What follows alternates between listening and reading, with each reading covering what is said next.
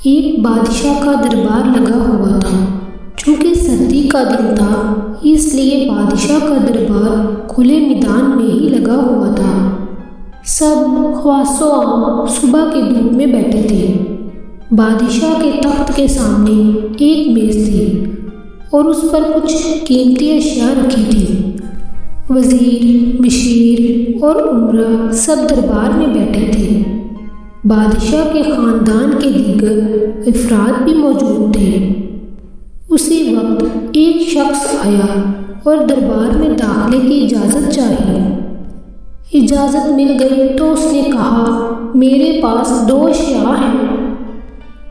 میں ہر ملک کے بادشاہ کے پاس گیا ہوں اور اپنی اشیاء کو بادشاہ کے سامنے رکھتا ہوں، پر کوئی فرق جان نہیں پاتا۔ تمام ہار چکے ہیں اور میں ہمیشہ کامرانوں کامیاب ہو کر لوٹتا ہوں۔ اب آپ کے ملک میں آیا ہوں۔ بادشاہ نے کہا، کیا اشیاء ہے؟ تو اس نے دونوں اشیاء بادشاہ کے سامنے میز پر رکھ دی۔ وہ دونوں اشیاء دکھنے میں بالکل ایک جیسی جسامت، یکساں رنگ، یکساں چمک، گویا کہ یہ دونوں اشیاء ایک دوسرے کی نقل محسوس ہوتی تھی۔ بادشاہ نے کہا، یہ دونوں اشیاء تو بالکل ایک جیسی ہیں۔ تو اس شخص نے کہا، جی ہاں، دکھائی تو ایک سی ہی دیتی ہیں، لیکن ہیں مختلف۔ ان میں سے ایک ہے بہت قیمتی ہیرا اور ایک ہے شیشہ۔ بظاہر یہ دونوں ایک سے ہیں۔ کوئی آج تک یہ نہیں پہچان سکا کہ کون سا ہیرا ہے اور کون سا شیشہ۔ کوئی جانچ کر بتائے کہ ان میں سے ہیرا کون سا ہے اور کون سا شیشہ۔ اگر کوئی صحیح پہچان گیا اور میں ہار گیا تو یہ قیمتی ہیرا آپ کا ہو جائے گا، لیکن شرط ہے کہ اگر کوئی پہچان نہیں پایا تو اس ہیرے کی جو قیمت ہے اتنی رقم آپ کو مجھے بطور انعام دینا ہوگی۔ اسی طرح میں کئی ممالک سے جیت کر آیا ہوں۔ بادشاہ نے کہا، میں تو نہیں پہچان سکتا۔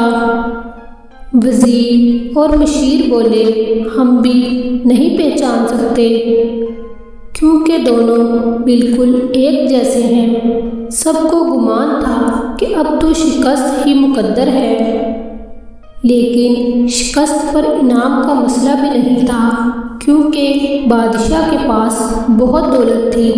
بادشاہ کی عزت کا مسئلہ تھا، کیونکہ تمام عالم میں یہ مشہور تھا کہ بادشاہ اور اس کی رعایا بہت ذہین ہے، اور اس طرح ان کی سبکی ہوتی کوئی شخص بھی پہچان نہیں پا رہا تھا۔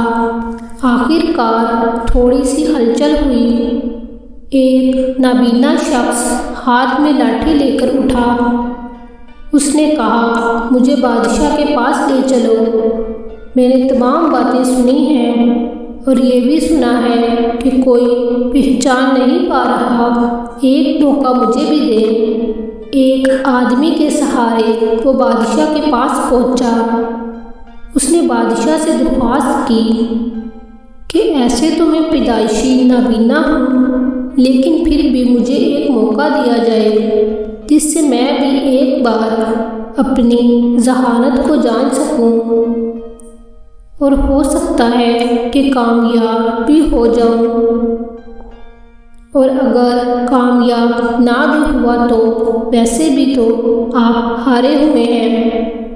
بادشاہ کو محسوس ہوا کہ اسے موقع دینے میں کیا حرج ہے۔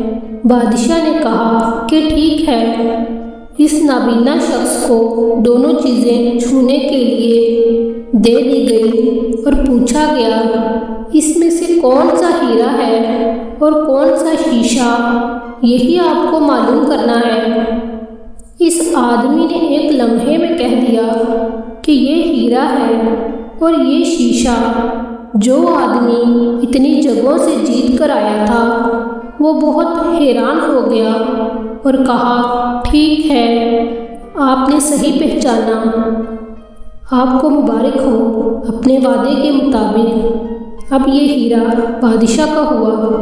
تمام لوگ بہت حیران ہوئے کہ ایک نابینا شخص نے کیسے جان لیا کہ اصل ہیرا کون سا ہے، اور سب نے یہی سوال نابینا شخص سے کیا۔ اس نابینا شخص نے کہا کہ سیدھی سی بات ہے، دھوپ میں ہم سب بیٹھے ہیں، میں نے دونوں کو چھو کر محسوس کیا، جو ٹھنڈا رہا وہ ہیرا، جو گرم ہو گیا وہ شیشہ۔ اسی طرح زندگی میں بھی جو شخص سخت اور مشکل حالات میں گرم ہو جائے اور حالات کا سامنا نہ کر سکے وہ شیشے کی مانند ہے، اور جو مشکلات میں ٹھنڈے مزاج اور صبر سے کام لے وہ ہیرے کی مانند ہے۔